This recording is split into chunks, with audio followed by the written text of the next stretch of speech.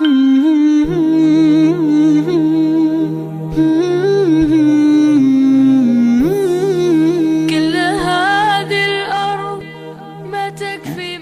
Masya Allah, kondisi hati dan menyembuhkan hati, supaya apa yang ditulis oleh Imam Qurtubi betul-betul mampu kita rasakan, ya itu harusnya menyembuhkan hati dulu.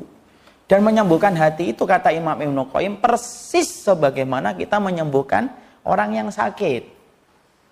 Orang yang sakit itu kalau dia datang ke dokter, pengobatannya apa sih Bu? Kata Imam Ibnu Qayyim, orang yang sakit itu pengobatannya itu sama dengan hati yang sakit.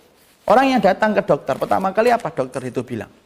Orang, Pak, kenapa ini Pak? Pusing dok, kencang ini leher saya, kepala muter-muter. Dokternya ngomong apa pertama kali? Biasanya dokter akan berkata, istirahat dulu ya, udah usah masuk kantor. Ya. Kalau kemudian pasiennya ngeyel, lu enggak bisa dok, saya ini workaholic. Misal, tahu workaholic enggak? Gila kerja. Kemudian ternyata dia tidak mau istirahat. Kira-kira dokternya ngomong apa? Ya sudah, kalau tidak mau istirahat, mau mati atau mau sembuh? Biasanya dokter akan simpel. Tapi yang pertama kali sang dokter itu akan ngomong istirahat 3 hari. Nih saya kasih surat izinnya. Bapak harus istirahat. Jangan banyak pikiran.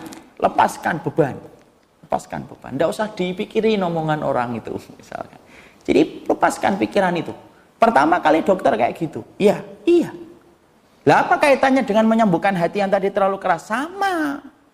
Orang yang kemudian ketika dia ingin menyembuhkan hatinya itu sama dengan ketika dia ingin menyembuhkan apa? Jasadnya.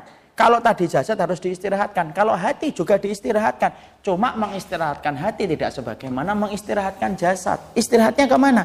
Ke majelis ilmu, baca Quran. Itu istirahatnya hati. Zikir, ingat kebesaran Allah. Ingat takdirnya Allah yang baik dan yang buruk. Harus gitu.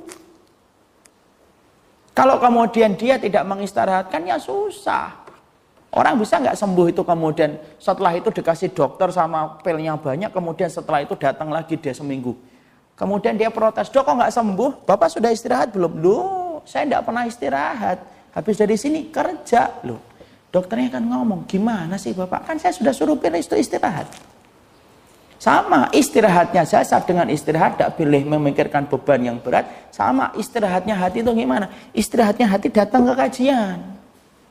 Tapi hatinya bersih ketika datang ke kajian. Istirahatnya gimana? Istirahatnya di tempat Quran. Oh hatinya tidak pernah dibacain Quran. Gimana mau hatinya bersih? Ibarat kemudian kita ketika mencuci piring, tidak ada airnya, nggak ada sabunnya.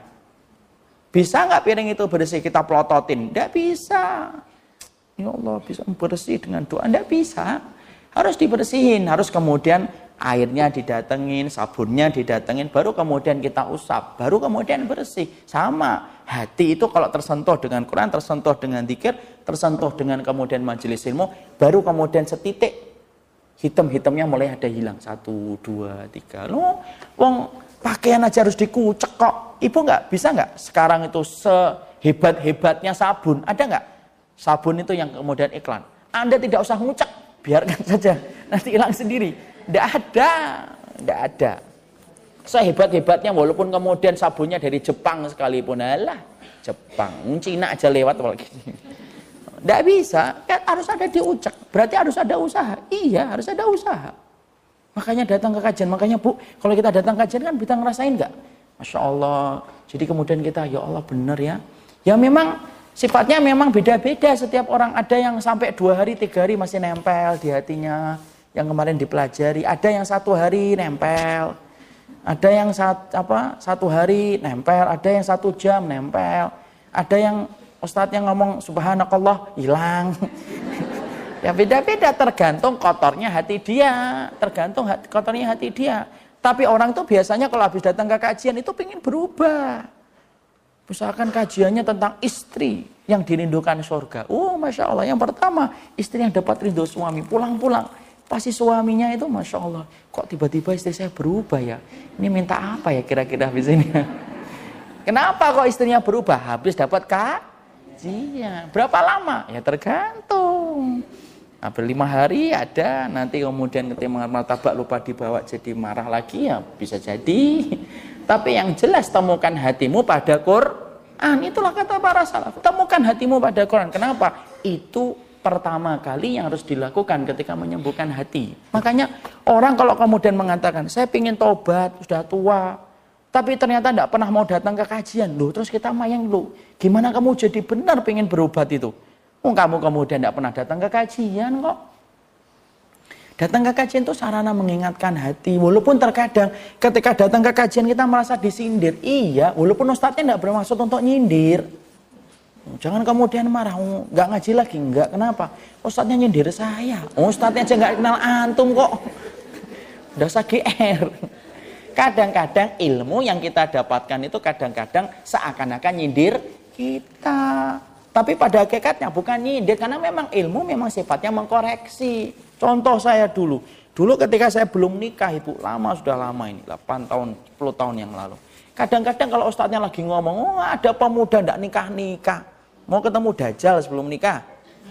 Itu kadang saya mikir, wah ustadznya nyindir saya. Padahal ustadznya ndak nyindir saya, itu ngomong secara umum.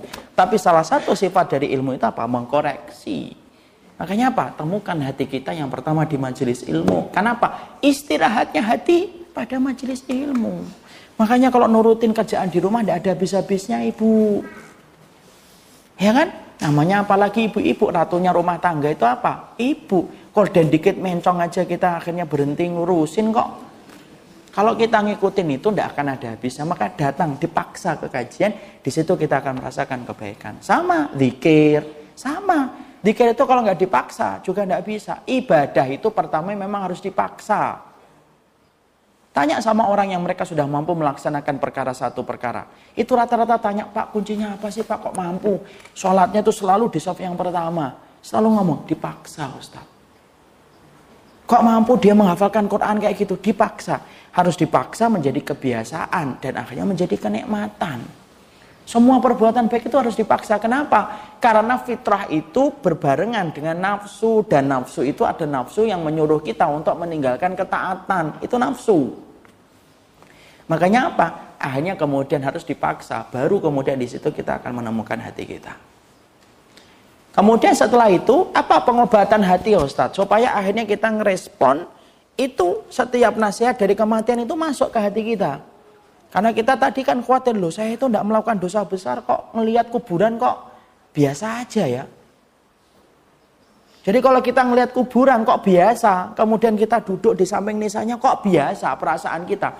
Masih sempat-sempatnya kita mikir duniawi, ya itu berarti kemudian ya kita harus menyadari siapapun itu, saya ataupun ibu sudah menyadari, oh berarti mungkin banyak hitamnya ini. Kenapa? Karena para salaf sudah sepakat mengatakan, seluruh para ulama mengatakan bahwasanya nasihat yang paling baik itu adalah mengingat mati dan datang ke kuburan. Lah kok sampai kita nggak merasakan itu? Berarti parahnya luar biasa, itu sakit hatinya. Disebutkan dulu.